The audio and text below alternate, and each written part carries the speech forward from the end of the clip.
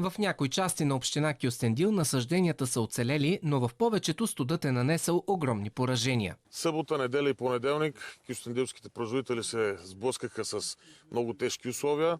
Минус 2 градуса и половина, след това слана. В понеделник сутринта минус 3 градуса за 5 часа. Ефекта при сливите беше моментален. Всичко почерня. Черешите са на около 90% загубени. По същия начин сме и с ябълките, круши. През уикенда земеделците по цели нощ обикаляли градините, за да палят бали с слама и гуми. Всичко в името на това да загреят въздуха и да не позволят измръзване. Усилията му обаче не дали резултат. И докато при черешите има оцелели сортове, при ябълките и сливите пораженията са тотални. Аз лично, за мен са като мои малки деца, защото всеко едно дръвче сме си го посадили с личните си ръце. Земеделците се опасяват, че до началото на брането са възможни още природни аномалии, които да унищожат и малкото оцелели плодове.